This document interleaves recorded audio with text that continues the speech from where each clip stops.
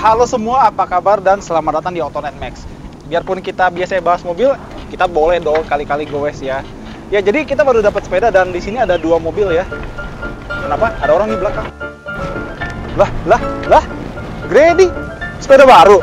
Wih dong, keren nggak?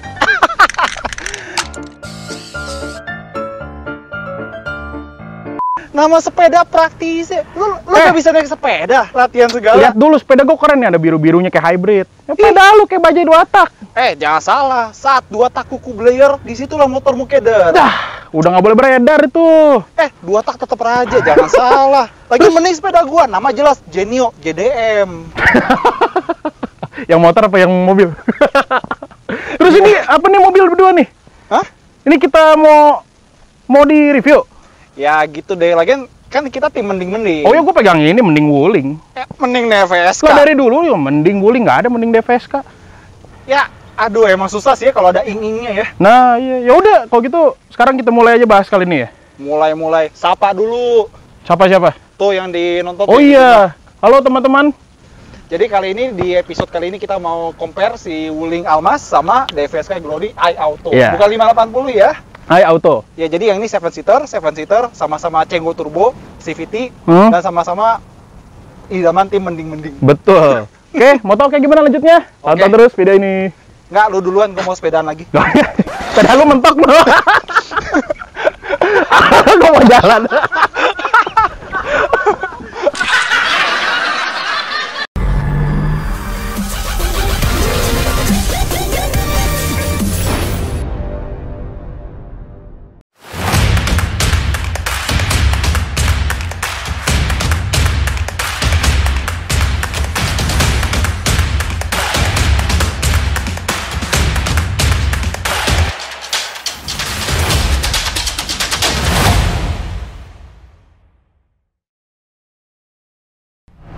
Oke, sekarang kita ngomongin dari bagian eksteriornya dulu si DFSK Glory iAuto ini ya. Kalau kita lihat nih ya, dia memang basisnya masih sama kayak Glory 580. Tapi depannya tuh sekarang udah dirombak, jadi lebih ganteng, lebih enak dilihat meskipun kelihatan banyak referensi mobil Eropa gitu ya. Grillnya, terus lampunya. Ini lampunya udah full LED, lampu sennya juga udah sekuensial, udah jalan-jalan gitu. Ya, harusnya pertama kali Glory 580 keluar, itu bentuknya udah kayak begini gitu loh. Yang baru keluar sekarang. Terus kalau kita lihat bagian sampingnya masih sama kayak Glory 580, tapi dia sekarang peleknya baru ya, model baru, dan juga warnanya udah gunmetal grey. Kelihatan cakep sih, kelihatan lebih elegan. Ukurannya juga pas, R18, sama proporsi mobilnya tuh pas. Tapi dia kaliper remnya itu warna merah. Mungkin biar kelihatan kayak Brembo, tapi padahal Brembo. Oke. Mungkin akan lebih keren kalau misalnya di kaliper remnya itu ada logo DFSK-nya. Jadi kelihatan kayak BBK kan, kayak Big Brake Kit gitu. Terus bagian belakangnya ya bentuknya juga masih sama, cuman lampunya itu sekarang udah LED dan mirip sama kayak Volvo ya. Ada Torx hammernya gitu bentuknya. Itu udah full LED, lampu sennya juga sekuensial, bagasinya udah power tailgate dan udah bisa pakai sliding kaki bukanya. Memang kalau mobil Cina itu dia banyak karakter itu nyomot-nyomot brand lain gitu referensinya. Akhirnya dia kayak belum punya karakter gitu ya. Sekarang kita lihat ke Wuling ya.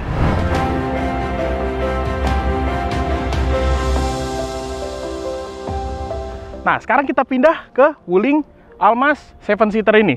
Dilihat dari dimensinya ya, ini udah kelihatan banget kayak Almas tuh lebih gede gitu. Terus ini juga posisi kap mesin aja kita bisa lihat nih. Almas tuh kayak lebih mengintimidasi gitu loh. Bentuknya tuh kelihatan kayak kelasnya lebih up-nya lagi gitu.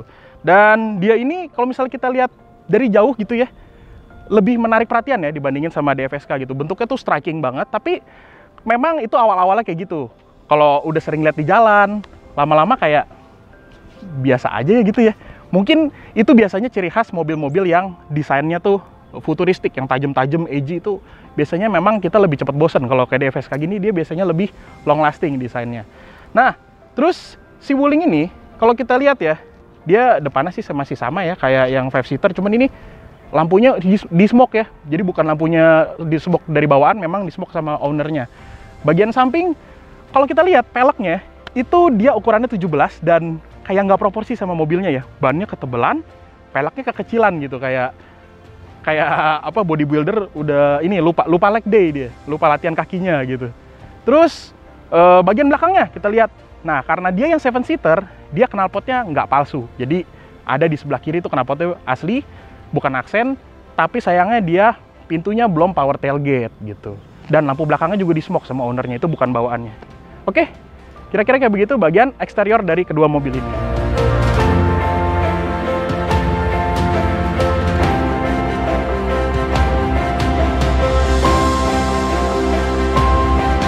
Nah, tadi Grady udah bagian luarnya, kendor. Sekarang kita bagian dalamnya. Kalau dilihat, dia yang paling mencolok adalah di sini ada panel kayu baru. Sebenarnya oke, jadi ambience-nya agak mewahan dikit, tapi ya kedepannya mungkin bisa dipilih motif yang lebih bagusan dikit. Tapi di atas kita masih dapat bahannya empuk-empuk sampai ke sini, tapi ke bawah-bawah udah mulai plastik-plastikan. Di sini juga masih ada kulit-kulitan. Dan kalau misalnya kalian lihat posisi duduk di mobil ini emang agak sedikit aneh. Pertama, dia setirnya cuma bisa tilt, nggak bisa teleskopik. Ini wiper sama lampu udah auto ya.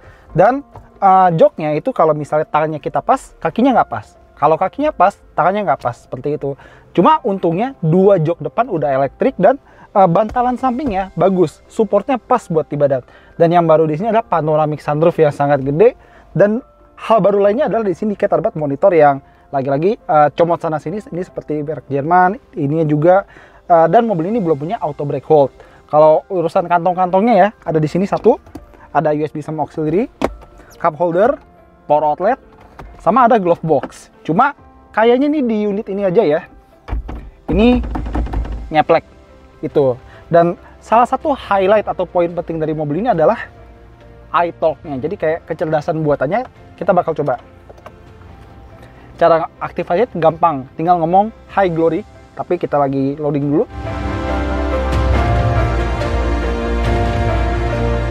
Tapi dia cuma bisa pakai bahasa Inggris, jadi belum bisa pakai bahasa Indonesia ya, jadi kurang lokal kontennya. Tapi kita coba aja. Hi Glory, open panoramic sunroof. Nah, Hi Glory, close sunroof. Dan dia juga bisa buka jendela, dan nggak cuma jendela depan, jendela belakang juga bisa. Hi Glory, Hi Glory, open rear window. Jadi nggak cuma jendela depan yang bisa dibuka ke perintah suara, jendela belakang juga bisa. Dan hal lainnya adalah di sini kita masih dapat speedometer yang sama dengan 580 yang lama, dan kita juga dapat 4 airbag di sini, 2 depan, 2 samping. Sama hal yang gue suka adalah dia stability controlnya dideketin ke driver. Karena ini fitur yang penting, jadi nggak boleh ditempatin di sisi yang lain, ntar penumpangnya iseng gitu kan. Dan mobil ini punya kamera 360 derajat, tombolnya ada di sebelah sini. Dan kesan pertama waktu ngeliat mobil ini dari dashboard dan interiornya adalah kayak mereka tuh pengen masukin semua yang bagus-bagus, kayu, kulit-kulitan, jahit-jahitan, dan piano black di sini. Cuma masih kelihatan nabraknya sana sini, nggak sinkron, nggak harmonis seperti rivalnya. Ngomong-ngomong rivalnya, nanti kita bahas rivalnya. Sekarang kita ke belakang dulu. Nah, sekarang gimana rasanya duduk di baris kedua? Ini posisi depan udah posisi nyetir gue sendiri, meskipun ya nggak enak-enak amat.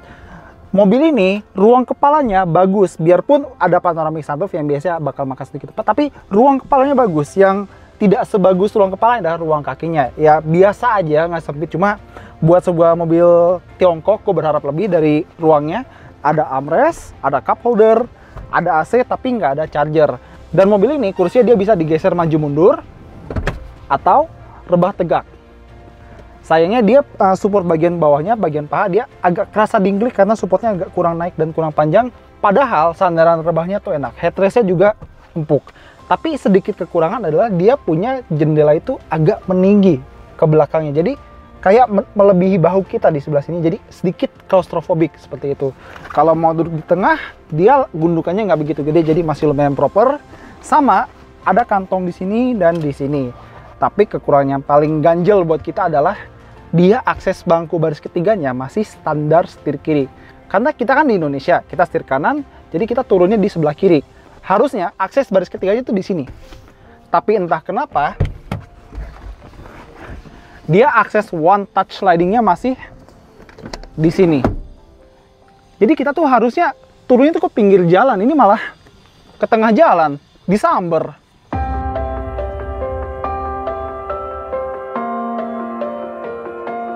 Nah, sekarang kita mau masuk ke baris ketiganya. Sekarang yang kalian lihat adalah gimana cara kita masuk dari tengah jalan.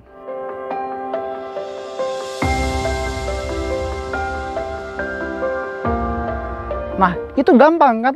Nah, sekarang kalau kita mau masuk dari pinggir jalan, dari trotoar, malah disusahin. Ini, oke, kelipet. Tapi, ini kaki kita lewat mana coba? Apa? Jadi kita harus jadi atlet lompat ini ya, lompat jauh nih. Karena gue bukan atlet. Aduh. Gue melihat proses ini terlihat sangat konyol. Nggak gampang, susah, repot. Ya, gue ngerti mobil ini juga buat diekspor, tapi kan ini juga buat Indonesia gitu loh. Ini pindahin lah ke sebelah sini aksesnya. Katanya buatan Indonesia, buatan Serang, buatan Cikande. Harusnya bisa dong pindahin aksesnya dari sini ke sini. Bener-bener ya, buat yang aman disusahin, buat yang bahaya digampangin. Sungguh untuk mencari adrenalin mobil ini. Oke, sekarang gimana luasnya?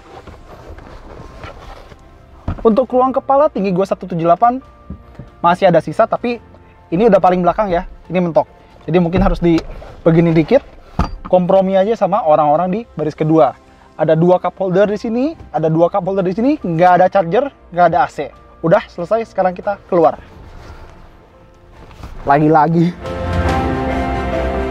Sekarang untuk bagasinya kan tadi selain bisa sliding, dia juga bisa seperti biasa aja. Kalau misalnya lagi mode 7-seater kayak gini, emang space dari bibir bagasi ke sini agak kecil ya, wajar. Namanya juga mobil 3 baris ya. Tapi kalau misalnya pengen diratain, 1, 2.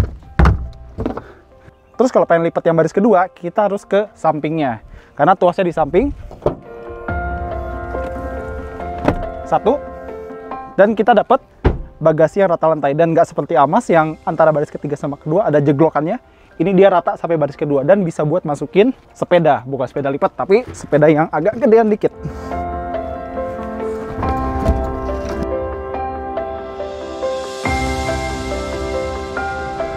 Nah, sekarang gantian bahas Almas. Sebenarnya Autonet Max sudah banyak banget bahas Almas berkali-kali, tapi kita ingetin yang penting-penting aja dari mobil ini plus minusnya. Pertama, kalau setir dia seperti biasa ya, cuma bisa naik turun doang. Lampunya belum auto, wipernya juga belum auto. Dan untuk jok elektrik dia cuma ada di supir, nggak ada di penumpang depan. Transmisi pasti pakai CVT sama kayak si Glory, dan dia pakai electronic parking brake dan ada auto brake hold. Ini yang Glory nggak punya. Dan kalau kita ngelihat dashboardnya, di sini ada lapis kulit, di sini empuk-empukan, ke bawah dia udah plastik-plastikan dan ada piano black. Tapi keseluruhan desainnya, garis-garisnya dan bahan-bahannya itu kayak padu padanya pas, kesannya harmonis dan lebih mewah daripada rivalnya yang sama dari Tiongkok seperti itu. Dan kita langsung ke inti dari mobil ini adalah layarnya yang gede kayak Volvo, kayak Tesla seperti itu. Dan layar ini mengontrol semuanya, radio, AC, telepon, macam-macam. Ada plus minusnya. Plusnya ini jadi kelihatan futuristik ya kan. Orang seneng HP layar gede, laptop layar gede, bahkan mobil layar gede-gede. Minusnya jadi agak kurang praktis karena misal kita baru nyalain mobil, kita harus nunggu kayak sekitar 10 detik baru bisa nyalain AC. Agak nggak praktis di hari yang panas seperti ini. Dan agak distracting kalau misalnya ngatur gitu, terus harus lihat layar. Mungkin bisa kali ditambah tombol rotary kayak misalnya si Glory kan. Jadi kalau misalnya lagi nyetir, tinggal begini-begini, nggak usah lihat ke layar. Lebih aman. Tapi yang paling penting dari mobil ini di layarnya adalah adanya Halo Wuling. Halo Wuling. Halo. Buka jendela. Oke, membuka jendela pengemudi. Ya, bisa macam-macam ya, bisa buat buka jendela, buka sunroof, dan membuka jendela pengemudi. Sudah dibuka, terima kasih. Ya, macam-macam. Dan salah satu perbedaan antara Glory dan Almas adalah kalau Almas yang auto up and down itu cuma jendela pengemudi. Kalau Glory, semua jendela depan belakang all auto.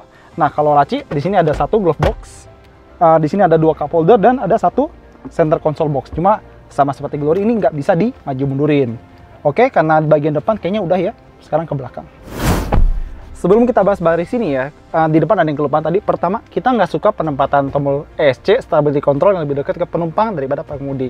Feature yang vital dan berkaitan dengan pengemudi harus lebih dekat ke pengemudi, seperti itu. Dan dia juga punya cruise control ya, sama seperti Glory. Oke, sekarang baris kedua. Di sini ruang kepala masih bagus ya, ada panoramic sunroof yang gede. Tapi hal yang paling memuaskan di sini adalah ruang kakinya lebih bagus dan lebih leluasa daripada Glory. Dan kalau mau duduk yang santai pun, kita turunin paha kita, terus sandarin ke headrest, rasanya lebih enak. Kalau misalnya ini panjangnya sedikit aja, mungkin akan lebih enak lagi. Kelengkapan di sini apa aja? Ada AC, ada charger, di Glory nggak ada ya. Di sini ada armrest, ada cup holder juga, dan dia sound systemnya buatan Infinity. Kalau kita mau duduk di tengah, juga masih enak karena lantainya sangat rata dan sandarnya juga masih relatif sama seperti bagian kiri dan kanannya. Nah, kalau kalian beli Wuling Almas, kalian dapat karpet interior dari Comfort, dan di sini dia udah langsung ditempelin emboss Wuling Almas. Jadi kelihatan kayak aksesoris resmi dari Wulingnya, dan emang lebih nunjang Comfort sih buat di kaki, jadi diinjak tuh enak. Nah, sekarang kita mau masuk ke baris ketiganya, dan sebelum masuk, lihat ya, di depan ada kantong di masing-masing balik jok depan, sama kursinya bisa sliding dan reclining, bisa maju mundur, bisa rebat tegak. Dan ini dia contoh yang baik dan benar buat mayoritas atau semua pabrikan mobil. Kalau mobil setir kanan, akses buat baris ketiga harus dari sebelah kiri sini. Dan aksesnya itu one touch tumble, spesial lega, gampang buat keluar masuk. Ini baru benar. Nah, kalau duduk di sini tuh ruang kepala ya sisa cukup lah kalau buat level baris ketiga ya. Ruang kaki, kalau misalnya ini dimundurin habis, tinggi gue 178, gue udah nggak punya ruang lagi. Tapi kalau dimajuin, ya bisa lah kayak sebentar, kayak 15-30 menit mungkin. Tapi fasilitas ini lebih banyak daripada di Glory. Contoh, ada AC belakang, ada cup holder ya, lebih dikit ya. 1, 2, 3 itu, dan ada charger. Jadi ya sedikit lebih manusiawi biarpun ini baris ketiga. Sekarang saatnya kita keluar. Yang aman dibuat mudah. Nah, sekarang kita bahas bagasi dan akomodasinya. Dan seperti kita bilang tadi, Almas nggak ada power tailgate, jadi bukannya manual ya. Dan jarak dari bibir bagasi ke jok paling belakang emang tidak selega si Glory. Tapi buat ngelipetnya masih gampang. Ini kita taruh bawah dulu sebentar. Nah, ini buat ngelipet baris ketiganya, dan sama seperti Glory juga, kalau pengen ngelipetnya sebelah sana, kita harus ke pintu samping. Kalau di Almas, tergantung seberapa maju atau mundur jok baris kedua, bisa ada lubang atau celah di antara jok baris ketiga sama baris kedua. Jadi bisa ada risiko barangnya tuh jatuh ke lantai. Jadi hati-hati. Dan sekarang kita coba lagi masukin sepedanya.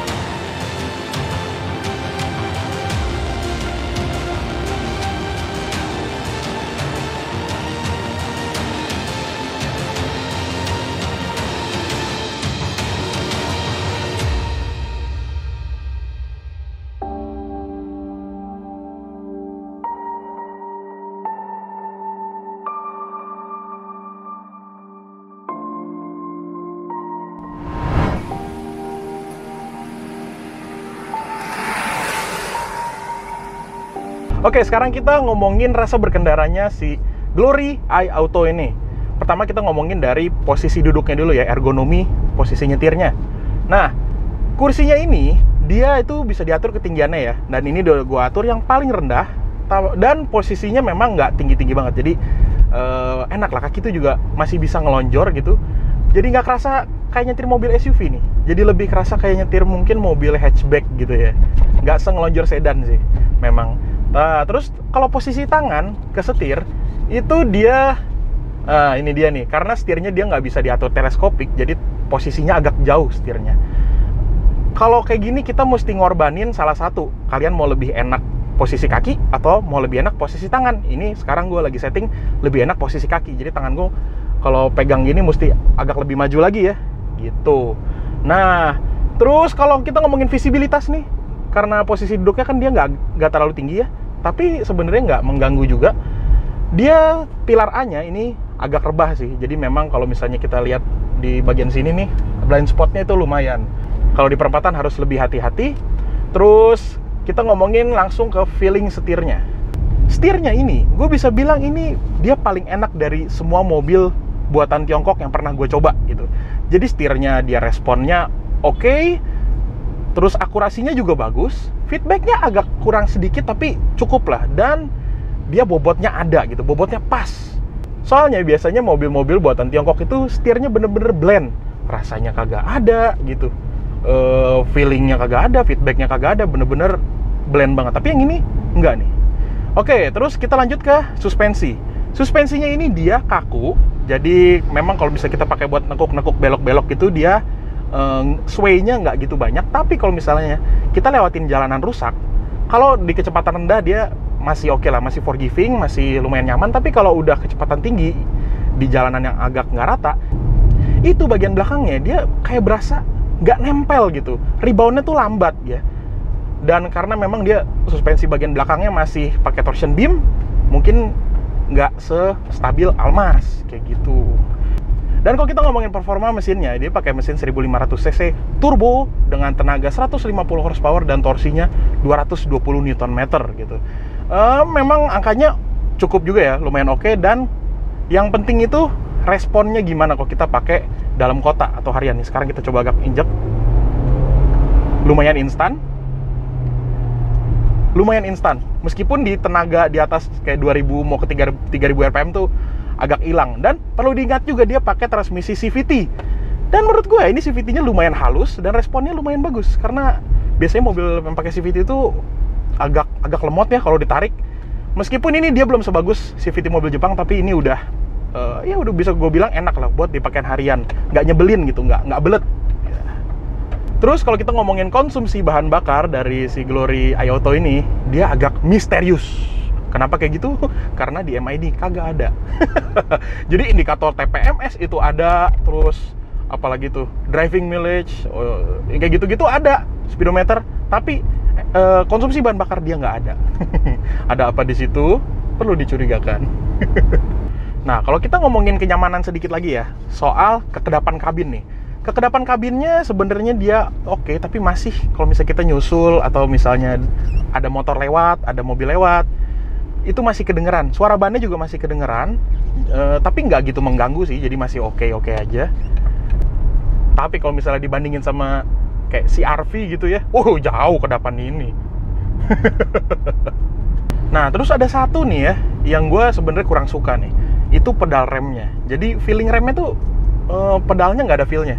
Kalau kita injak tuh kayak enteng, terus tapi ke mobilnya kok nggak berhenti gitu ya. Jadi kurang feel. Dan kalau misalnya lagi ngebut sih, menurut gue ini agak kurang aman kalau misalnya lu remnya belum dapat feel-nya gitu. Nah, ada satu nih yang mungkin jadi catatan buat si Glory iAuto ini ya. Itu adalah radius putarnya nih. Sekarang kita coba putar balik. Gue ngambil ancang-ancang yang lebih jauh. Langsung habisin. Ini putar baliknya tajam banget soalnya.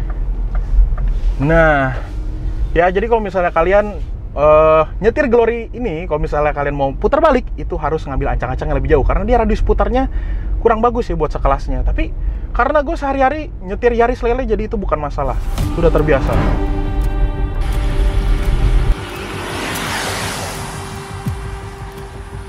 Nah, sekarang kita ngomongin rasa berkendaranya si Wuling Almas 7-seater ini. Nah, ini pertama kali ya gue bawa Almas yang 7-seater, karena biasanya gue bawanya yang 5-seater. Ternyata tuh ada bedanya gitu loh ya. Pertama, kita ngomongin dari posisi duduknya dulu deh. Posisi duduknya ini udah gue setting ketinggiannya udah yang paling rendah, dan dia masih tinggi ya, jadi posisi duduknya tuh commanding. Nah, kalau ini berasa banget kita nyetir mobil SUV gitu, dan ini mobil berasa dimensinya gede gitu. Nah, kalau yang ini juga sama nih kayak si DFSK tadi, karena dia belum bisa teleskopik, jadi kita harus korbanin salah satu, mau lebih nyaman tangan atau lebih nyaman posisi kaki. Kalau sekarang gue lebih pilih nyaman ke posisi tangan nih, jadi kaki gue agak nekuk posisinya gitu. Terus kalau ngomongin visibilitasnya ini kacanya kelihatan gede, samping juga kelihatan gede. Dia pilar A-nya nggak serebah si DFSK Glory tadi, tapi blind spotnya lumayan ya. Ini kalau misalnya kita di perempatan, kita harus lebih minggir lagi ngeliatnya, kepalanya harus lebih nengok lagi, karena dia kayak lebih, apa ya, kelihatan lebih, dimensinya tuh lebih gede gitu loh si mobil ini. Terus kalau ngomongin performa dari setirnya dulu nih. Setirnya, nah ini sama kayak mobil buatan Tiongkok lainnya. Jadi feel-nya nggak ada feeling, hambar banget gitu ya. Responnya tuh fake gitu. Dan kalau misalnya kita pakai buat belok, manuver, itu nggak kebaca arahnya kemana. Jadi banyak koreksinya gitu setirnya. Ya, nggak enak buat ngebut. Tapi memang Almas dari dulu juga memang lebih enak tuh jadi penumpang, duduk di baris kedua gitu. Poinnya di situ dia. Nah, tadi kan gue ngomong ada bedanya ya, yang 7-seater ini sama 5-seater ini. Bedanya di mana? Adanya di suspensi. Terutama yang paling berasa itu suspensi di bagian belakang. Kalau misalnya yang 5-seater itu berasa empuk banget gitu ya, berasa limbung kalau bisa kita belok-belok. Kalau yang ini dia berasa lebih kaku. Mungkin itu kompensasi karena mobil ini kan muatnya 7-seater.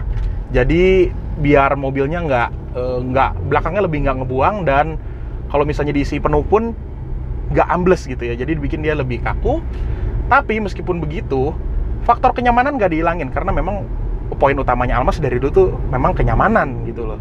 Meskipun kalau misalnya kita pakai buat belok-belok gitu ya, buat buat manuver gitu, nggak sepede si Glory sih gitu. Meskipun ini dia suspensinya belakangnya itu udah independen ya, jadi memang lebih napak, tapi nggak terlalu pede buat manuver, kurang enak. Terus sekarang kalau kita ngomongin performa mesinnya, dia pakai mesin sama nih 1500 cc juga, turbo, dan tenaganya ini dia 140 horsepower dan torsinya 250 Nm. Dia torsinya menang dibandingin sama DFSK Glory Auto. Tapi respon dari transmisinya, jadi dia sama kayak si Glory juga, dia pakai CVT. Tapi yang ini responnya nih, kita langsung kick down nih. Ayo, ini udah diinjak. Gue nggak tahu kenapa, kalau misalnya kalian injak dalam, itu dia responnya tapi udah hilang gitu. Terus nanti ada lagi gitu. Terus ntar ada lagi gitu. Jadi kayak kurvanya tuh begini gitu.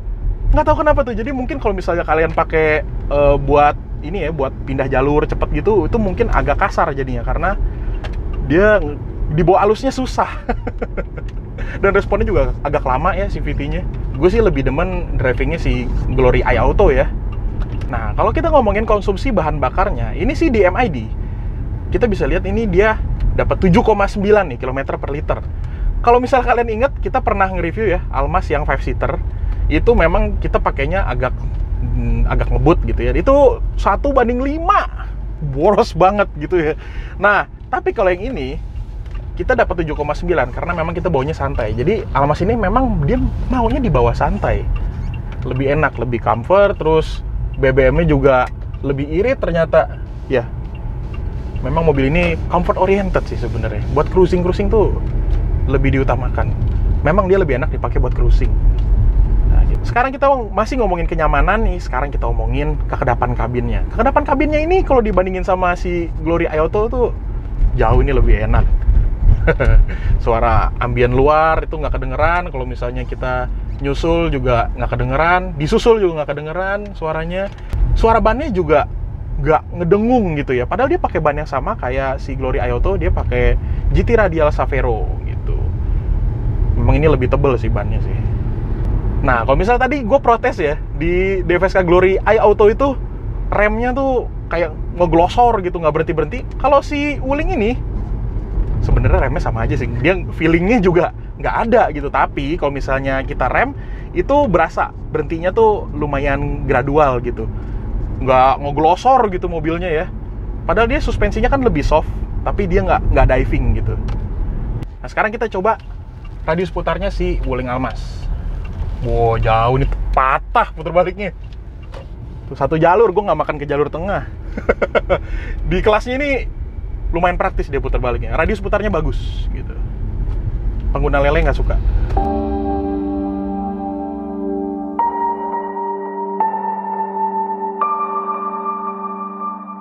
Oke, jadi kita udah bandingin luarnya, dalamnya, feature-nya, akomodasi, sama nyetirnya. Jadi, Gret, karena ini yang paling baru, duluan ya, bentar. Monggo. Nah, jadi sebenarnya mobil ini adalah harusnya beginilah Glory 580 pertama kali keluar. Coba dari awal begini. Tampangnya ya meskipun agak gado-gado dikit, grillnya ini, lampunya itu, tapi jadi lebih pas sama kelasnya gitu. Dan interiornya juga jadi lebih bagus kalau misalnya kita buat pandang-pandang. Dan iTalk-nya lumayan responsif meskipun baru bisa bahasa Inggris doang. Dan nggak cuma itu, ternyata di driving-nya juga ada improvement. CVT jadi lebih bagus, suspensinya jadi sedikit lebih stabil, dan setirnya jadi lebih ada rasanya. Jadi nggak mati kayak mobil-mobil Tiongkok pada umumnya. Cuma tetap aja ya ada kekurangan 1-2 minor, kayak mesinnya biasa aja, dan suspensi belakangnya bukan yang independen, dan sedikit agak claustrophobic di belakang karena ya kacanya nggak gede-gede amat, dan masih ada beberapa kekurangan lainnya. Tapi tetap aja upgrade dari DFSK Glory i-Auto patut kita apresiasi. Nah, pemain lama monggo. Nah, ternyata gue juga agak surprise waktu pertama kali nyobain si Wuling 7-seater ini. Ini yang 7-seater ya, karena sebelumnya kan 5-seater itu dia terkenal sama suspensinya empuk banget ya, sampai ngayun gitu. Ternyata ini ada improvement, dia jadi berasa lebih kaku, tapi nggak terlalu pengaruh banget sih ke drivingnya sih. Drivingnya masih sama kayak mobil-mobil. Oh ya, yang 5-seater agak empuk ya? Iya, ini drivingnya sih masih nggak berasa, tapi seenggaknya kenyamanannya nggak berkurang gitu. Dan dia juga, kalau kita lihat Wuling ya, dia tuh punya fitur-fitur yang bisa dibilang menjual banget di Indonesia. Oh, gimmicknya menarik ya? Iya, gimmicknya menarik, kayak layarnya gede gitu ya, terus ada voice comment pakai bahasa Indonesia. Nah itu satu-satunya tuh Indonesia mobil ini ya yang bisa ngobrol ya, pakai voice comment kan. Halo Wuling. Iya, terus dia juga punya kelebihan yang jelas, itu adalah kelegaan. Kabinnya tuh lega banget ya. Iya. Ya dibandingin sama ini jauh lebih lega ini. Ya, Elah. kira-kira begitu sih Wuling ini memang. Ya, jadi 340-an, 320-an something ya? Ya, ini 341,7 ya. Ya, jadi menurut kalian mana yang lebih baik, tetap kembali pada kebutuhan kalian masing-masing. Butuhnya dengan budget berapa, terus butuh buat ngangkut berapa orang, dan akomodasi dan tempat tinggal kalian. Oke semuanya, jadi itu dulu dari AutoNet Max. Kita makasih banget kalian udah nonton, dan jangan lupa like video ini kalau video ini kalian pikir bermanfaat, dan jangan lupa like, komen, subscribe kalau misalkan belum, tekan tombol loncengnya juga supaya langsung masuk notifikasi baru ke HP kalian. Gue Grady, gue Ilsat. Ya, sampai ketemu di video berikutnya. Jangan lupa makan. Jangan lupa makan. Salah ya? Itu. Jangan lupa makan. Nah. Yo, jadi mending ini ya. Inilah. Ini lebih murah, 20 juta tuh lumayan. Ini lebih berkelas, lu bawa ini tetangga ngiri. Gak gitu nih, lu punya budget ini, Mana? lu beli ini bisa beli satu sepeda Panas lagi. banget, ya, tapi nggak gitu nih, lu bawa ini ya. Hai, Glory. Mertua ya. Mobil apa nih langsung? Hai, Glory. Menarik perhatian itu. Ini apa ya, merek apa ya gitu. Ini tinggal ganti logonya Lewis Dan kalau pengen ngelatain yang sebelah baris kedua, Bisa itu mah.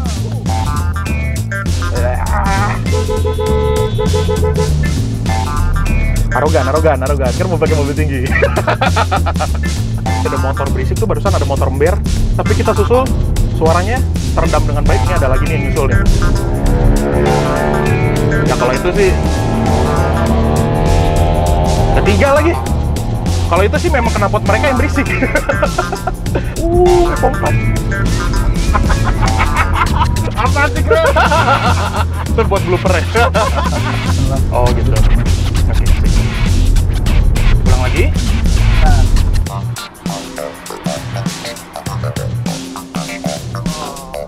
Cahaya lestari.